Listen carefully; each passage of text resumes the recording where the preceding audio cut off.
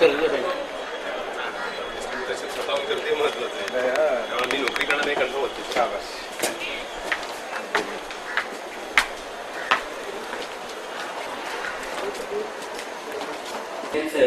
Nirlep Appliances Limited.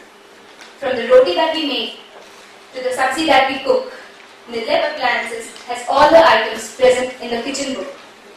Nirlep is a company manufacturing non-stick cookware appliances. Such is the caliber of our speaker that even the world recognizes it.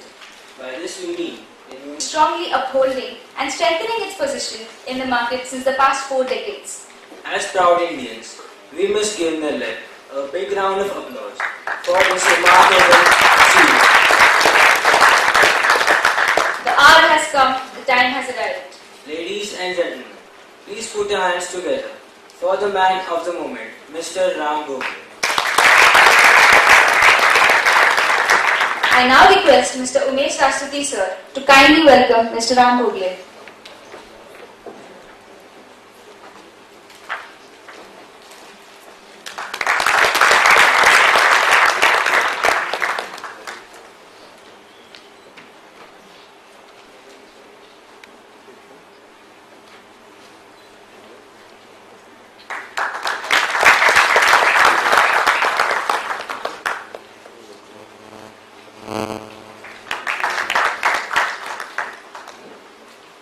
Thank you, sir. I kindly request Mr. My young friends in the audience who are aspiring to be entrepreneurs, organizers of this Vishwapreneur meet, and my friend Umesh. Namaskar. I have been asked to speak on entrepreneurship, and that's what I presume because I have not read any mails sent by Ms. Agmani. I am not really aware of what time has been allotted to me, so I am absolutely free to speak as much as I think is right. So stop me when you think the time is over. There is no particular format that I am going to follow for this speech because I think entrepreneurship is about freedom. It is about innovation. It is about inspiration. So I am going to speak out of inspiration, take full freedom. When the word entrepreneurship is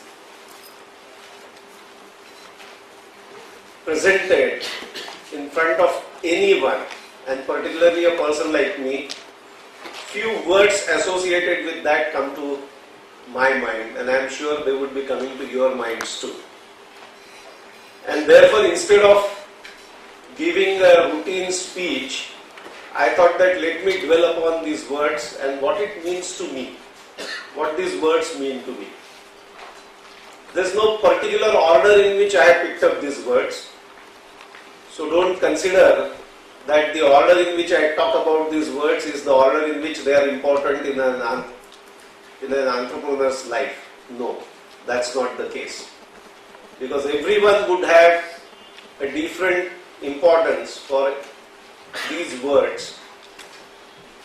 So there is no particular order. The first word that's always repeated with entrepreneurship is hard work.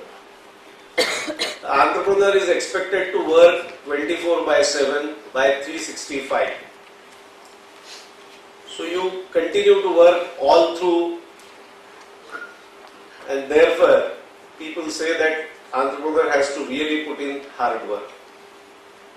And what is hard work? How do you define hard work? Because whatever work anyone is doing, most of us think that we are working really very hard. So how do you define hard work? Is it putting in continuous efforts for 365 days? That can be defined as hard work. To me, hard work is that work which is not only continuous, it is also strenuous and saps you of your physical and mental energy. Any work that you do which is continuous, strenuous, saps you of all your energies is a hard work. And that's a definition that appeals to me most. I'm sure there would be many more definitions, and you can have your own definition of hard work. Working for 1 full hour in a 24 hours day could be hard work for some. And not doing anything throughout the day could also be hard work for some. So every individual will have a definition of hard work for herself or himself. But this is my definition of hard work. And then along with this hard work comes smart work. So what is smart work? Is it not hard work? I think it is everything that is hard work, but also it tends to give you some idea about the results. When you say smart work, that means the hard work must have yielded some results. It must have made some impact. And anything that makes impact and is hard work for an entrepreneur. Now I'm talking in terms of how an entrepreneur perceives these things, perceives these words. So any work that has yielded some results is smart work. Anything that has not yielded the desired impact or any impact is hard work. But any hard work that yields some impact is smart work. Now this smart work, the word smart itself is used in two connotations. One is a very positive connotation, the other is a negative connotation. He is too smart. The moment you say, oh, he is over smart, but he is very smart, all this means there is something negative about it. So smart work also, as is pronounced, may have some positive or some negative connotations. So any work that has only positive connotations and has yielded some results and is hard work and is also smart work could be then termed as intelligent smart work. So it's, you have applied your mind, you have applied your intelligence in a very positive way to get some results which then can be classified as smart work but not over smart. So people will look at you in a very positive way. And then you have effective work. See, because getting results and getting effective results in the direction in which you are putting your work. See, you may continue to work, but if you don't get results, if you don't go in the direction in which you are wanting to go, then it's a hard work without any satisfaction, without any positive results. If you move a few paces, then it is smart work. If there are no negative connotations, then it is intelligent smart work. But the effective work is which takes you to the final goal that you have decided. And therefore, when you say hard work, there could be many shades of hard work that you can do. And therefore, as an entrepreneur, what you should be aspiring for is to do effective work. Effective in the sense that it gives you the desired, it takes you to the desired goal, it gives you the desired results. Why do you work? Normally, if you ask this question, one answer that you are invariably likely to get is for the money. See, ultimately in exchange of putting in something, you must get something. And as an entrepreneur, what you look at is creating something. How do you create it? So practically people measure everything in terms of money. How much money do we make? How much revenues do we generate? How much profits do we make at the end of the day? So money is a very important word that goes along with entrepreneurship.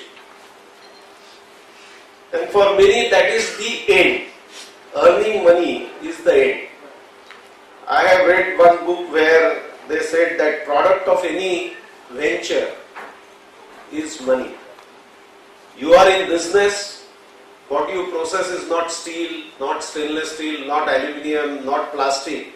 What you are actually processing is money.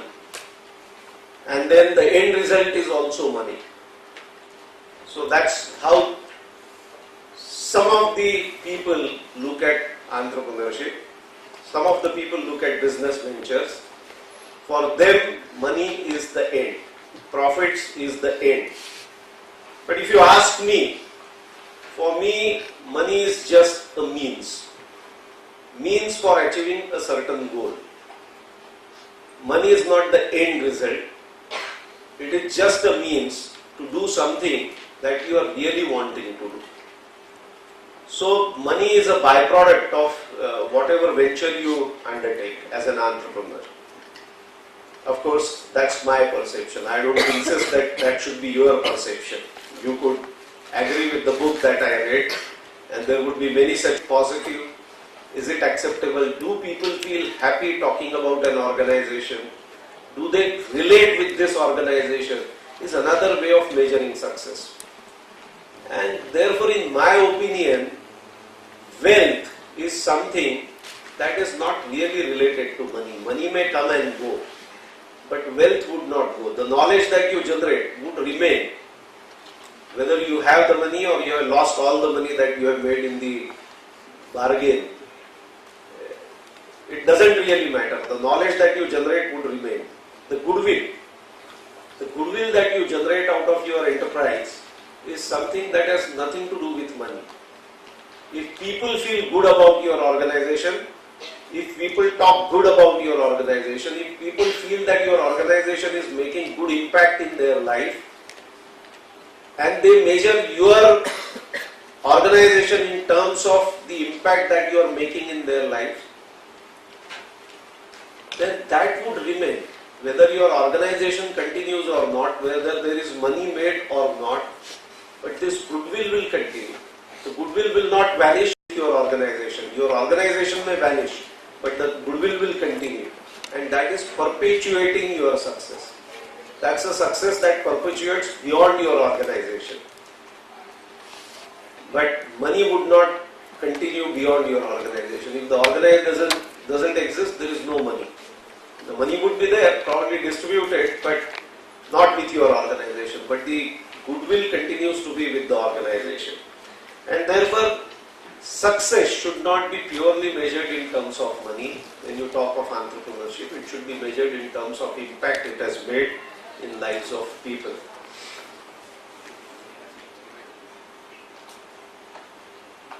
With money, wealth, entrepreneurship, there's another word that is often associated, and that word is status. What's my status? What's my business status? What's my status in the society is how people measure their success. Entrepreneurs or individuals are likely to measure their success, organizations are likely to measure their success based on the status that they enjoy. Am I number one? Am I number two? Again, status is measured in terms of materialistic things. Because anyone who has a good car to drive, a big bungalow to live, your corporate image. One is individual image, other is corporate image. Corporate image is again something that the corporation perceives, which exists in minds of people, society. And then I have seen corporates chasing this image, trying to improve on it, spending huge amount of money in advertising, trying to change that image. You will see corporate advertising, and most of the times this corporate advertising starts just before a public issue. Just before a public issue. So when you want to actually put your hands into pockets of people, that you start creating this image, corporate perception, and you try to chase this image, corporate image. However, is it really true?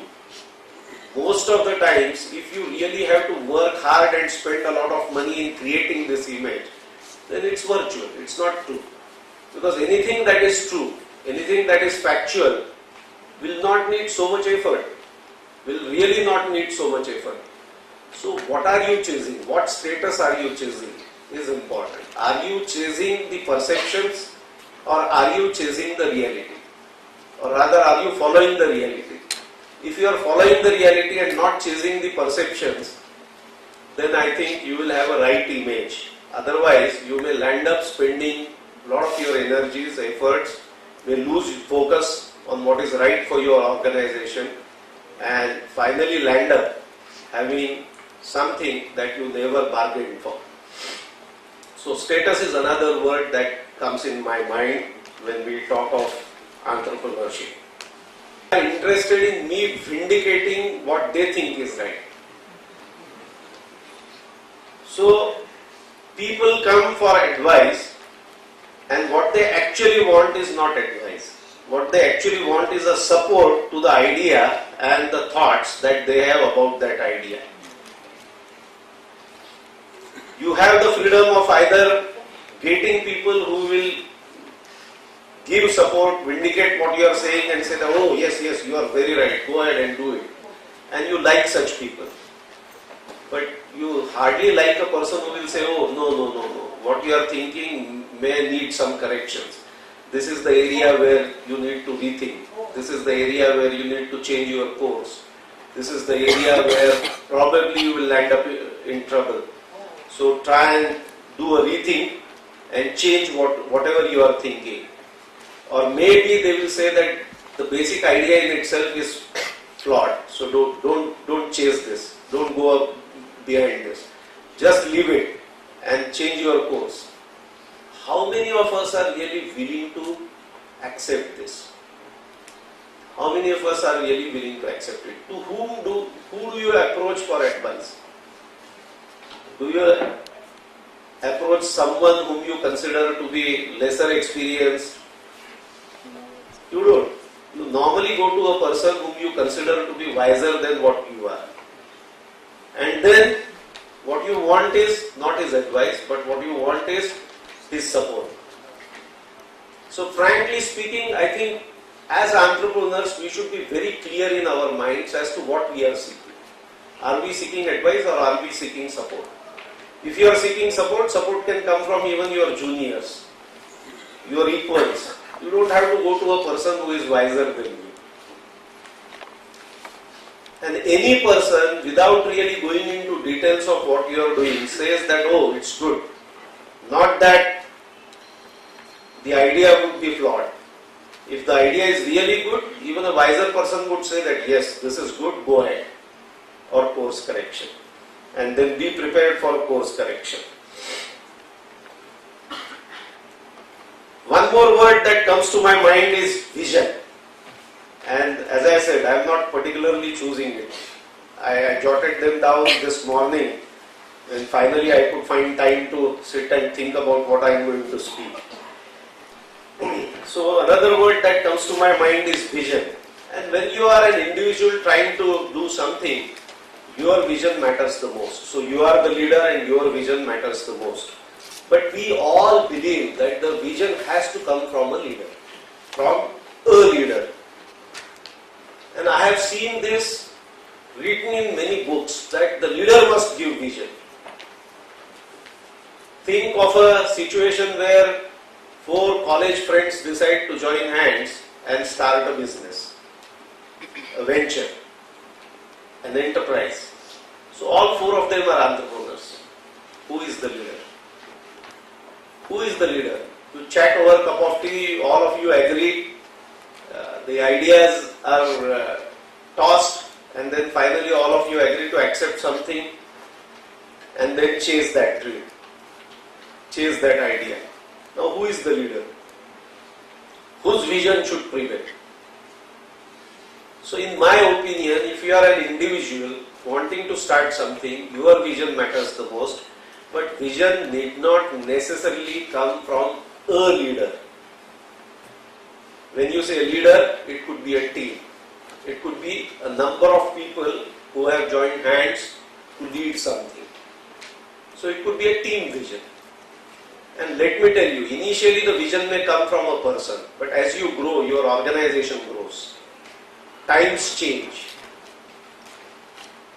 Situations change. And at times your business also changes. And then if you insist that for this large organization, my vision prevails, then that may not be the right solution. Then the vision must evolve from the team that is working for your group. You may have number of companies, you may have number of businesses. All these businesses put together are led by number of people.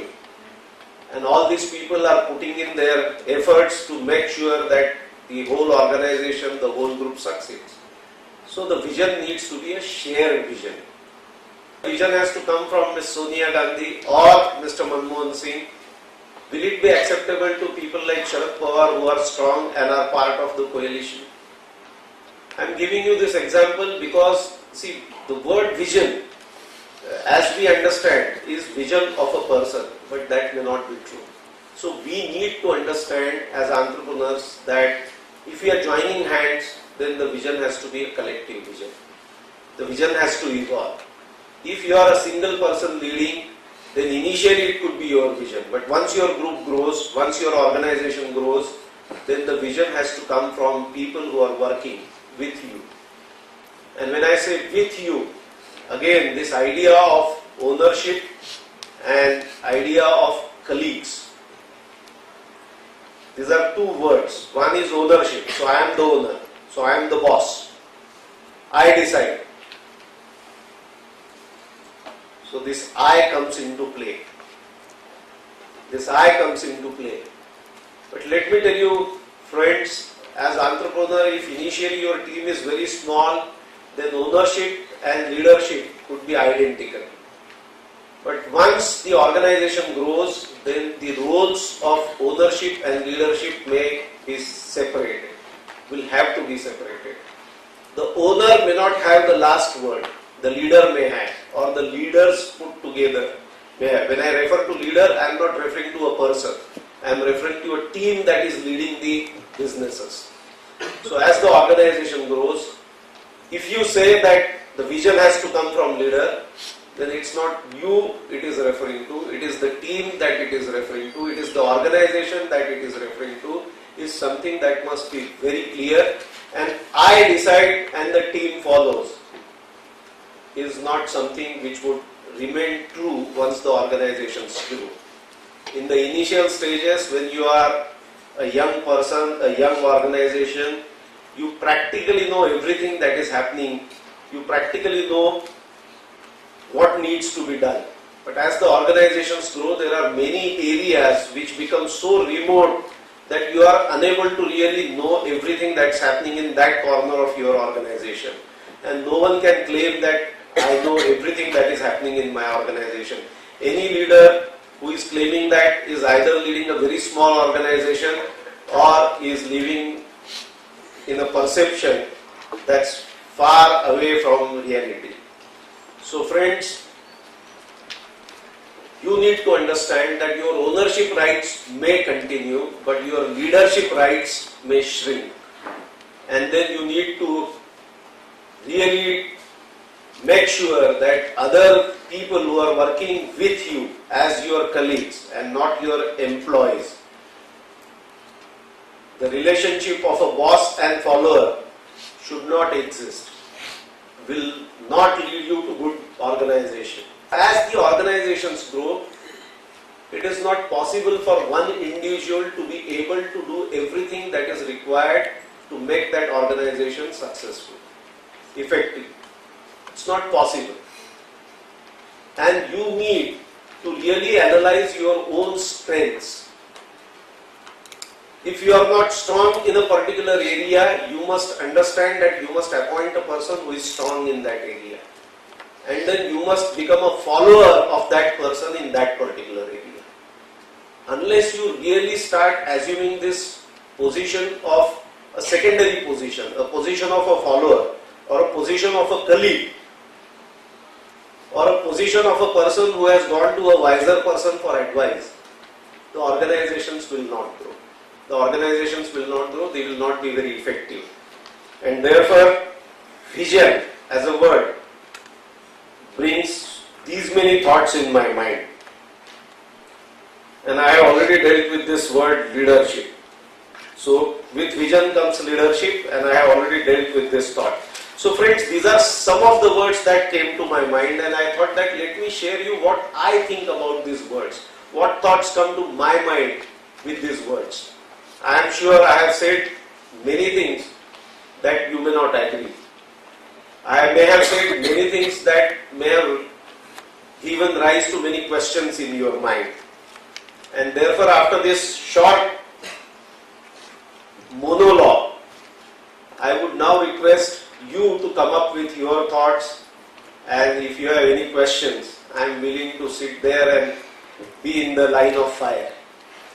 So, thank you friends for listening to me patiently, and I hope I have made some sense. Thank you. And after migrating from Vidarbha to Mumbai to join services, because a business that the family was running went bankrupt. My grandfather had started a business of civil construction. That went bankrupt. All the bungalows and farmland and the cars that the family owned were auctioned by the bank for recovering the money. And the family had to migrate. All the brothers migrated to Mumbai in search of jobs. And my grandfather went to Kaigaon, which is near Aurangabad, to look after the farmland. So the first manufacturing business started in Mumbai. In 61, we realized that we do not have enough space in Mumbai to grow. So my father thought of coming to Aurangabad so that he could stay near his parents and also get a bigger space to operate his business. So that's how the first manufacturing unit of Aurangabad started. In 65, when we faced shortage of stainless steel, he thought of coating steel with some plastic material. That's how the idea of non-stick cookware was generated. And in 67, in Aurangabad, he developed the first non-stick pan, which was commercially viable. And I can tell you that in the 60s, there was no internet, the communication links were not so good, and any technology that was developed in Europe or Americas would come to India only after a gap of minimum 30 years and maximum 50 years. So technology transfer from developed world to India had a gap of between 30 and 50 years. Non-stick cookware was developed in Europe, France in 1961, and in 67 the first non-stick of India was launched. So there the gap was only 6 years. So our hospital equipment accessory business continued, non-stick cookware business continued. When my father passed away in 1982, the business was less than 1 crore of rupees. Both businesses put together, it was less than 1 crore of rupees. When the new generation stepped in, I stepped in around 1976 after completing my graduation in mechanical engineering. My younger brother Mukund completed chemical engineering from UDCT, and he joined the business in 1981. My cousin completed his chemistry graduation from Pune University. He joined the business in 1982. And my other two cousins completed their respective graduations and joined business in 84 and 86. So this second generation has now taken this business from what it was in 1982 when my father passed away to what it is today. In 1997, we thought that we were hopelessly dependent on non-stick cookware business because our hospital equipment accessory business in its change form remained a very small business. Non-stick cookware was our major mainstay for the family. So we thought that with liberalization, depending on only one business may not be right. So we decided to diversify, and that's when we diversified into auto components, which was led by me in 1997. So my younger brother and cousins continued to operate the non-stick cookware business, and I initiated this along with my co-brother Ajit Saundalgekar, and then Mr. Kedar Deshpande, who is a son of a family friend, also joined our business in 2001. And today, very interestingly, our first company remains profitable but the smallest. Our next venture, Nirlep, remains profitable but much bigger than the earlier organization. And our last business, that is auto component, is much bigger than Nirlev. All these businesses are profitable. So friends, that's in short our story. Question. That time you have so many offers to do a joint venture. That time you have rejected that offer, and that they made you to do the joint venture with them. What was the deal actually, and why did you reject it? They came to Aurangabad to meet us. It was a major offer. They were so big that one of the plants which we visited during the course of discussions was in France, the place where they originated. This was the company which actually was responsible for bringing out non-stick cookware to the world. So when we visited their plant, we realized that they have 7 fully automatic lines to make non-stick cookware directed at various parts of world, because the specifications change. In US you need different specifications, in Asia you need different specifications. So they had dedicated lines for different continents, and each line was producing in a day more than what we produced in the entire year. So they were that big.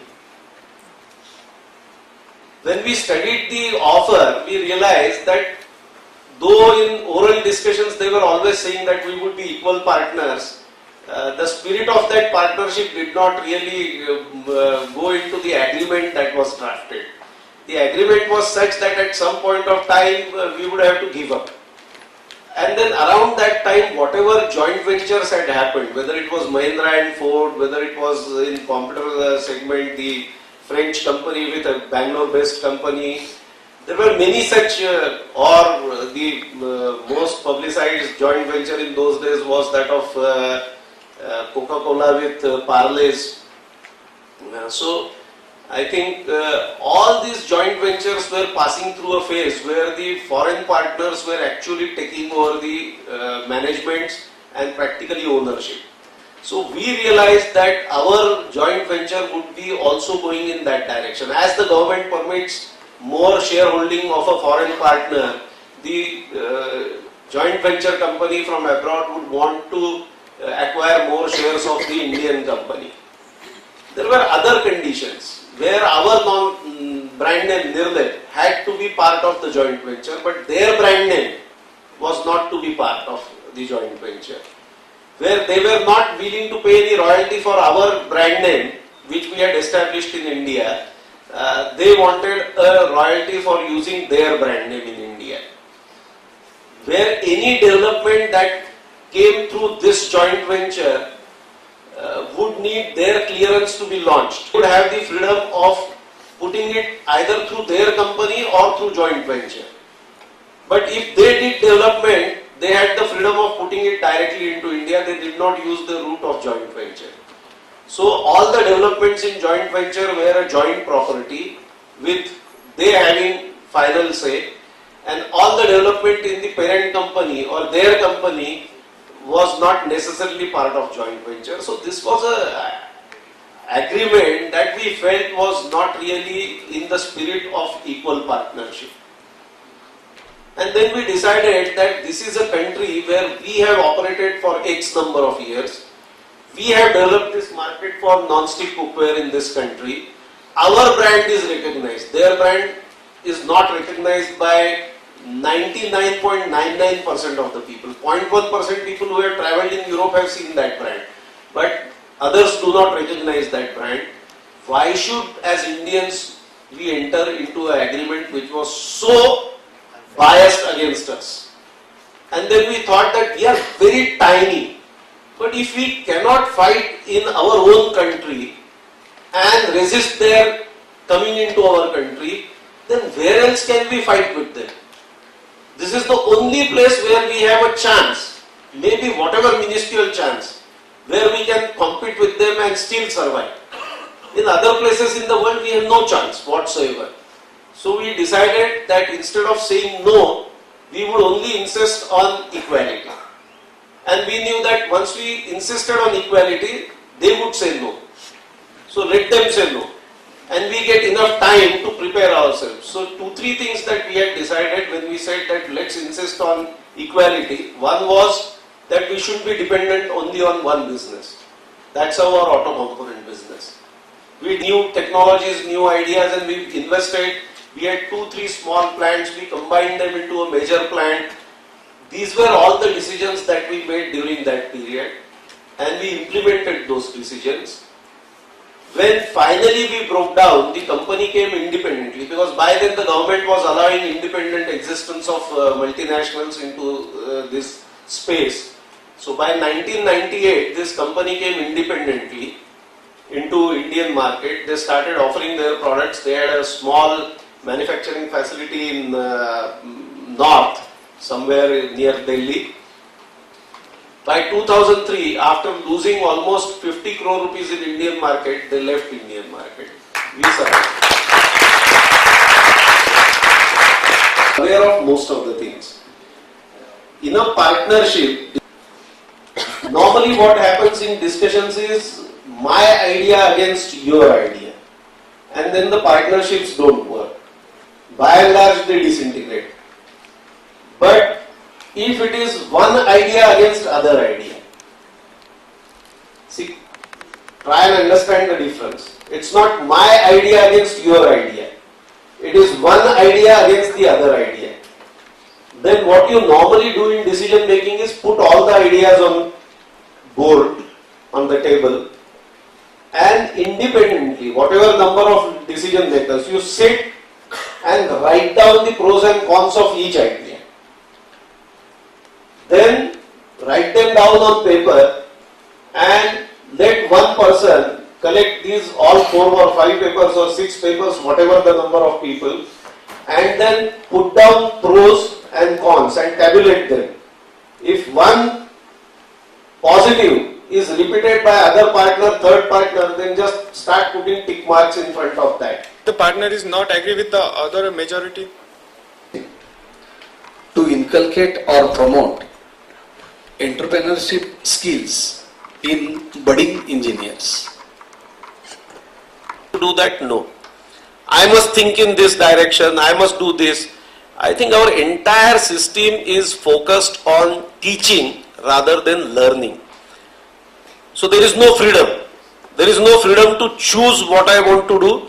There is no freedom to choose in what time frame I want to do it. I think we need to bring in that freedom.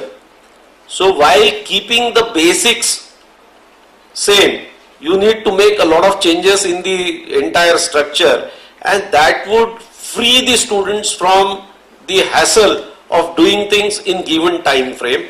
They would have the freedom to think the way they think and want to put it in the way. I mean, basic principle in science would not change. The wordings would not change. But how do I explain it? Why should there be a standard? Why should there be a standard as to how I explain? Why can't the method change for me? Why? I think we need to give that freedom. And if we make those changes, moving away from examination system to credit system. Okay. I have actually a lot of excitement and many things to ask. But I'm going to ask predominantly 2 questions. One is going to be a very tough question based upon this competitive aspect which was raised. I believe the company you are pointing to would be Tefal from France. Well, I won't comment. Okay. My question, I'm calling it a little bit of a tough question, is obviously going to unfold. See, the brand Nirlip, nobody questions it, but it's a domestic brand. Now, having come from Parel, I'm aware of Nirlip House, which was a neighbor to me, right in Boyoda Parel village. Okay. So I'm very much familiar with this brand.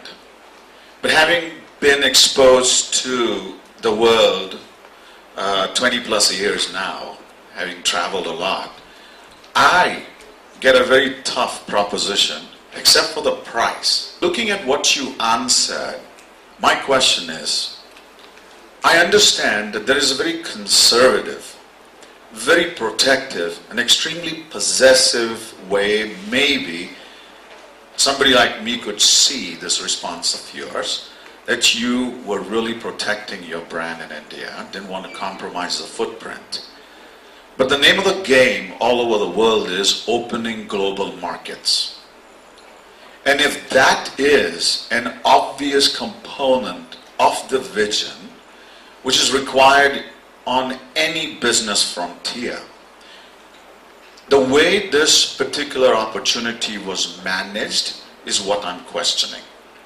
My question is, I value the possessiveness, being a conservative myself, but there could be something that could be tapped in terms of technology diffusion, technology transfer, technology exchange, and yet Nirlip could grow leaps and bounds, which would win the hearts of those very individuals who are migrating from earthen pots to metallic cookware into not microwave technology, but into a non-stick environment, because Teflon coating and other polymer coating is still alien to majority of India. So I wanted to just know your mindset in terms of this. Is it a limiting vision? And I'll ask the second question following this, but the second question won't be as tough, I promise. Even the may I tell you something, that the brand Nirlip would not exist today if we had given in at that point of time the lure of signing that agreement for an amount which at that point of time was probably our 20 years profit or 30 years profit from technology. But over the years, the government has liberalized everything. Even importing technologies has become possible. And getting latest technology and owning that technology and brand is now possible. So we are not required to reinvent the wheel. That was the case maybe 20 years back. So at that point of time, our invention of wheel was not as refined as their invention of wheel. But today that is not the case. So in life of a business, at some point of time, you may be inferior to your competitor. That doesn't stop you from improving your quality, your technology.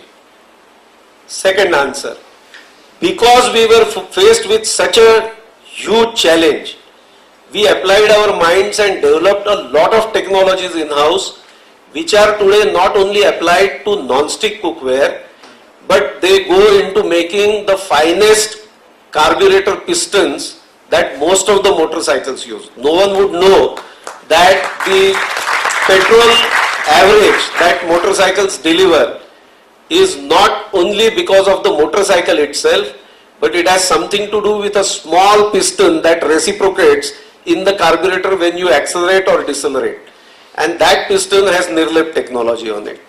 But we wouldn't have been able to develop this technology if we had surrendered and signed a contract with Tefal. And let me tell you, Tefal doesn't have this technology. We do have.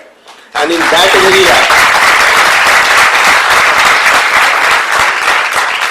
area, we are supplying to the best in the world. We are supplying to Bosch, that's German.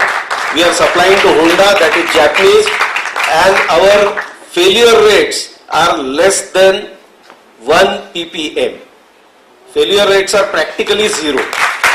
So let me tell you what appears. And for the price, now let me share something with you. There was an ambassador of US in India who visited Aurangabad, and the lady bought some non-stick pans from our factory. They were not as good looking as Tefal pans. They were certainly not as good looking as Tefal pans, but this lady had developed some liking for Indian cooking and Indian dishes while their stint in India. Even today, now that they are settled in US, their pots and pans are bought from India and Nirlep. So it's not necessary that our pans are bad. It's not necessary. Their applications are different, and we also have now many ranges. Many ranges. One which can compare with Tefal, maybe 5% cheaper than Tefal, and one which can be bought by a common Indian, which is 25 or 30% cheaper than Tefal. So you have ranges at different price points and quality points. It all depends on the customer. They have the choice of buying. And if Tefal was really that good, then Indian markets would have lapped it up. If we are buying Mercedes-Benz, if we are buying BMWs, then we would also have bought Tefal. Unfortunately, at least till date, that is not the case. So our decision, even in retrospect, I would say, I mentioned just one technology, but that's not the only technology that we have developed because of this challenge. There are many more technologies that we developed because of this challenge. We would not have done that had we joined hands. Tefal would not allow us to do that, and by this time they would have made sure that that brand is completely gone, because they consider Nirlep as a brand. In India, it is as popular as Tefal in the world. If they are controlling 27-28% of the world market outside India, we probably are controlling 40% of the market within India. We are also exporting. I mean, whatever quality we are generating, we are also exporting. We are exporting to Europe, we are exporting to China, we are exporting to many countries in the world. Because our size is small and not as big as Tefal, and because our ability to invest in bigger plants is also limited to the profits that we generate, we are not as big as Tefal. I want you to defend your strategy. As a teacher, what I wanted answered is the following. As an objective outside set of eyes, was there an opportunity for technology transfer? And the question was, your vision into cookware, was that a little bit changed? That was my question. I didn't want you to defend it. Are we trying to equate everybody's vision? Then that's wrong. Like I said, that every individual is different, every company is different. In my opinion, our vision was more nationalistic. It certainly was possessive. If we have created a brand, would we allow that brand to die just because of a joint venture? And what that joint venture would bring to India? Would it necessarily bring technology to India? Not necessarily. Many things when we enter into agreements. As an outsider, you have every right to have what opinion you have expressed. But as an insider, we know as to what we have gained and what we have lost. In terms of quality, you were referring to quality. You are also referring to global markets. I answered both. In terms of quality, we definitely have the technology to produce same as what Tefal is capable of producing. Whether my customers want it in India, and if they don't want it, why should I produce it? Is another question. But are we capable? Yes, we are capable. And are we serving the global market? Yes, we are in global market. We may not be as big as Tefal, but we are certainly there in Europe. We are certainly there in Middle East. We are there in Africa. We are there in Far East. So we are there. It is a question of your vision. And how big are we? Let me tell you that when Tefal offered us in 1994 a joint venture, we have also grown. Thank you, appreciate it. We stayed in the US for close to 20 years and we still use Nirlep to make our rotis, okay? My second was sparked from my colleague who is in the same department. He has a daughter also in our department and a budding engineer. I just wanted to ask if you would have such a mindset. You actually hit the nail on the head. Rather than being very academic about knowledge sharing, we ought to look at cozying up to the real world. Now, there are programs wherein we encourage other parts, other geographies of the world, that encourage students to have something like a co-op. You want the students to be encouraged to go out in the world and find out. You may choose at a very high level that I want to be in the automotive industry, or I want to be in the cookware industry. But is it right for you? This process probably is not there here. Just like when we are hiring teachers, we leverage a small 2-minute lecture and the checklist that he has masters, and that's where we take a leap of faith and say, okay, we'll hire this guy. We never say, let's try it out for 15 days and let us see if we really can work together and you can add value. My question to you is, we would love to enter some kind of an understanding with companies and individuals as broad-minded as you. I would want you to touch on this aspect wherein our students would be encouraged to see the real world from within rather than just a small few weeks internship and things like that. And that probably would throw a lot of light and also help us to make the right decisions for our product, which are informed students. See, long time ago, I remember when I was doing engineering, there was a sandwich course in Pune Engineering, COEP, where for 6 months a student would be required to go and work in an industry and then come back to college for completing his graduation. Spend so much time here, there should be so much teaching hours, so much lab hours, etc., etc. That's fine. That's fine. Question is, within those hours, what we are doing? Within those hours, what we are doing? Can you not liberate the system within the standards stipulated by UGC? Because asking UGC to change something may be a long process. But while in classroom, can you not change the interaction that takes place?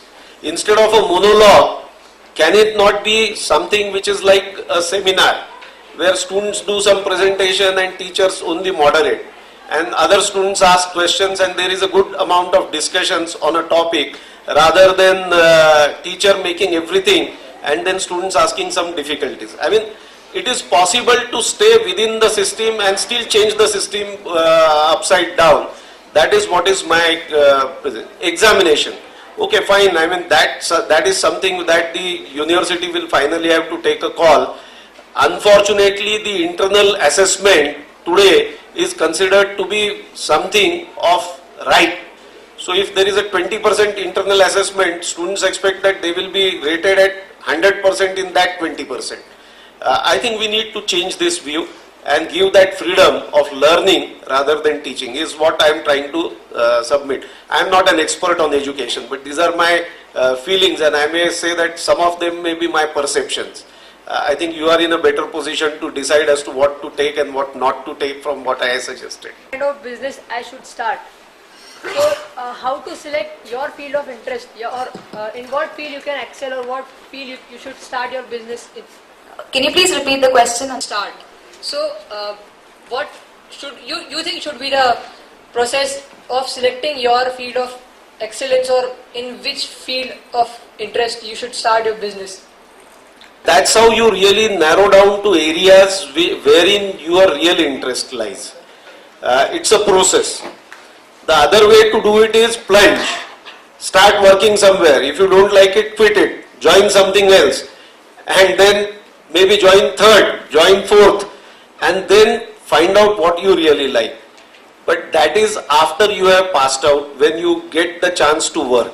And that's most difficult thing to do. Because then the pressures start building up. There are other responsibilities that you need to discharge, and those pressures will not allow you to really do this. So best time to choose your liking is when you are still a student and there are not many responsibilities. And the best way to do it is, as I said, start jotting down what you really like and why you like it. If you focus on that, you may get your answer. You may. Not necessarily you will. You may get your answer. Rapidly growing economy, and we should we start our businesses in India, or we should start it abroad?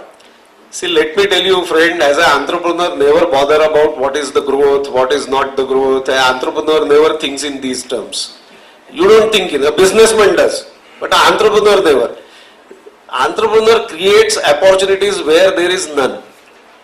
See, there may be a competition, huge competition, but still there is an opportunity in that competition. So whether India is growing, whether India is not growing, is for Tatas and Birlas to worry about, not for you and me to worry about. There is enough room for people like us.